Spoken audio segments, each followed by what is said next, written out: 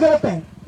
10 लोग हो सकते हैं जो अगर किसी की व्यक्तिगत कोई विचारधारा नहीं मिलती हो, किसी के व्यक्तिगत फायदा नहीं हुआ हो, तो 2 4 10 लोग विरोध कर सकते हैं, तो उसको प्रशासन भी अगर नहीं सोए तो कोई बात नहीं है। क्या पूरा गांव का विरोध गलत हो सकता है? क्या किसी व्यक्तिगत विचारधारा की लड़ाई नहीं है?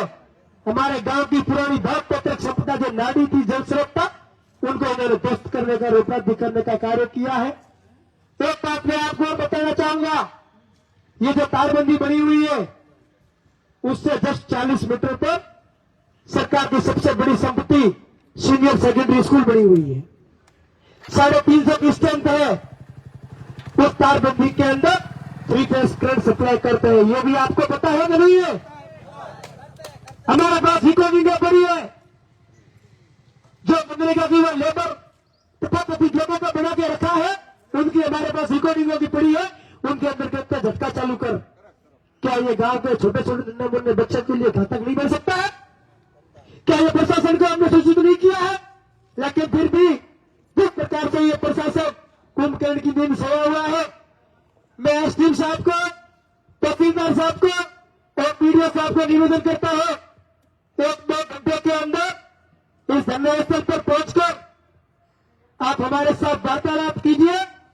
बाकी आपका ये उत्पन्न भवन, आपका ये समिति का भवन और आपका ये तहसील का भवन हमें घेरने के लिए मजबूत मत करना, हमें ये आपके चैम्बर के अंदर घुसने के लिए मजबूत मत करना, वरना फिर आपका ये प्रशासन, आपका ये सिस्टम फेल हो जाएगा।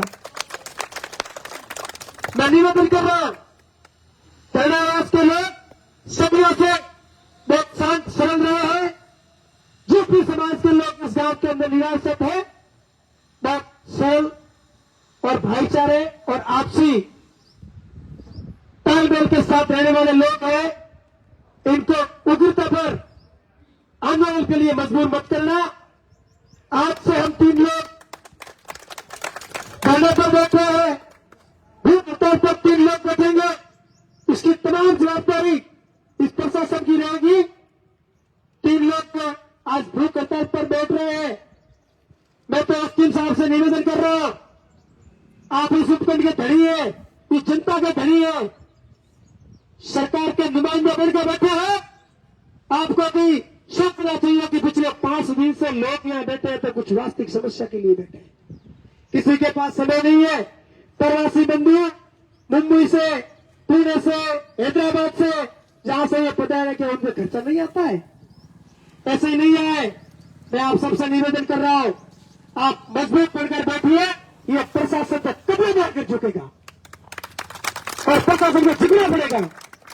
सच्चाई के लिए लड़ रहे हैं और सच्चाई की लड़ाई लड़ने के लिए कुछ भी करना पड़े, किसी हद तक जाना पड़े, हम जाएंगे। इतना ही मैं आपसे निवेदन करूंगा। बहुत कुछ सारी बातें कहेंगे, लेकिन सबसे पहले अपन ज्ञापन दे देते हैं।